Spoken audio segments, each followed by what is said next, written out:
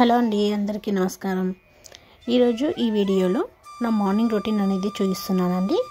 చాలా సింపుల్గా ఉందండి. ఈరోజు వీడియో ఎక్కువ లెంత్ అయితే ఏమి ఉండదు. మార్నింగ్ లేచిన తర్వాత మొత్తం పనులన్నిటివి అన్నీ కంప్లీట్ చేసుకున్న తర్వాత పూజ కూడా కంప్లీట్ అయిపోయిందండి.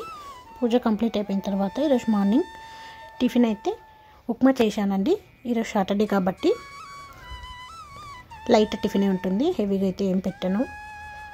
మార్నింగ్ టిఫిన్ ఉప్మా చేసేసానండి. పిల్లలు స్కూల్కి తినేసి వెళ్ళిపోయారు. ఆ తర్వాత నేను టీ పెట్టుకున్నాను.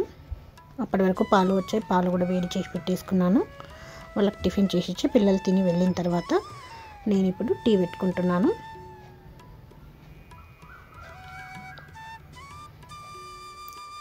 టీ తాగిన తర్వాత నేను వంట అనేది స్టార్ట్ చేస్తాను. మధ్యాహ్నం లంచ్లోకి టీ అయితే కంప్లీట్ అయిపోయిందండి. టీ అయితే తాగేస్తాను. నేను టీ తాగిన తర్వాత ఒక 10 మినిట్స్ అయిన తర్వాత వంట అయితే స్టార్ట్ చేస్తున్నానండి.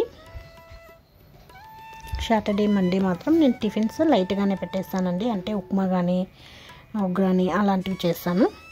మిగతా రోజుల్లో చపాతీ, ఇడ్లీ, దోశ అవి ఉంటాయి. మండే సాటర్డే మాత్రం టిఫిన్ అనేది లైట్గానే ఉంటుంది, హెవీగా పెట్టుకొని. ఎందుకంటే ఆ రోజు పూజ ఉంటుంది, నేను ఒక పొద్దు ఉంటాను కాబట్టి, 1 టైం తింటాను కాబట్టి మార్నింగ్స్ అయితే టిఫిన్స్ ఎక్కువ చేయను. తర్వాత ఈరోజు మధ్యాహ్నం లంచ్ అంటే ఆకుకూర పప్పు చేస్తున్నానండి. ఈ పప్పు గంగవేల్ కూర పప్పు అంటారండి, చాలా బాగుంటుంది. మా ఇంట్లో ఆకుకూరగాయల పప్పు అయితే చాలా ఎక్కువగానే తింటామండి. ఈ పప్పు చేయడం చాలా సింపుల్ అండి, కానీ చాలా బాగుంటుంది పప్పు. మనం ఒక గ్లాస్ పప్పు తీసుకున్న తర్వాత పప్పు అనేది మంచిగా కడిగి పెట్టుకోవాలి. ఆ తర్వాత మనం ఆకుకూరగా అనేది కట్ చేసి పెట్టుకుంటాం కదండి, గంగవేల్ కూర.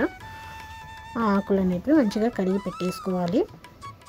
ఆ తర్వాత అవి కడిగి పెట్టుకున్న పప్పులో ఆకుకూర వేయాలి. ఆ తర్వాత ఒక ఉల్లిగడ్డ, టమాటాలు, ఒక 3-4 టమాటాలు, కొద్దిగా చింతపండు వేయాలి. ఆ తర్వాత పసుపు, కారపొడి మనకు తగినంత వేసుకోవాలి. తర్వాత కొద్దిగా ఆయిల్ వేసుకోవాలి. ఇలా వేసేసి మనకు తగినన్ని నీళ్ళు పోసుకోవాలి. ఆ తర్వాత స్టవ్ పైన పెట్టుకోవాలి. ఒక 3-4-5 విజిల్స్ అయ్యే వరకు పెట్టుకోవాలి. దీనిలో మనం పచ్చిమిర్చి కూడా వేసుకోవచ్చు, కారపొడి కూడా వేసుకోవచ్చు. నాకైతే ఇది కారపొడి వేస్తేనే నాకు కొంచెం టేస్ట్ అనిపిస్తుంది ఈ పప్పు. మనం పాలకూర పప్పు అట్లా అంటే పచ్చిమిర్చి వేసుకుంటాము. ఈ పప్పుకైతే కారపొడి వేసుకుంటేనే నాకైతే టేస్ట్ బాగుంటుంది. కాబట్టి నేను ఇందులో కారపొడి మాత్రమే వేస్తాను. స్పెషల్గా ఈ ఆకుకూర పప్పుకి, గంగవేల్ కూర పప్పుకి చాలా బాగుంటుందండి ఈ పప్పు.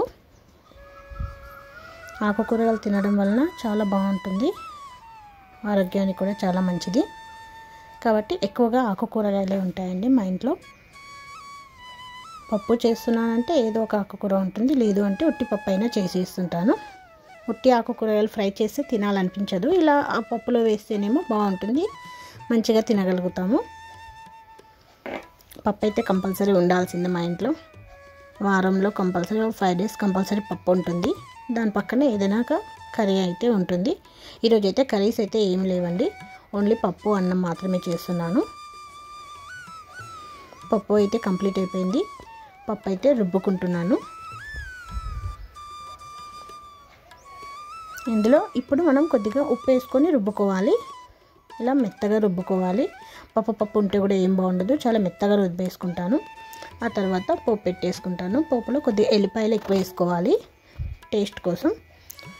ఆ తర్వాత ఆవాలు, జీలకర్ర, కరివేపాకు వేసేసుకొని పప్పు అయితే పోపు పెట్టేసుకున్నాను. పప్పు అయితే రెడీ అయిపోయింది. అన్నం కూడా అటు సైడ్ అయిపోయింది. ఈ రోజుకైతే సింపుల్గా ఇదే అండి నా వంట. వీడియో కూడా ఇంతవరకే వచ్చిందండి. ఓకే అండి, థ్యాంక్ యూ. మరొక వీడియోతో మళ్ళీ కలుస్తాను.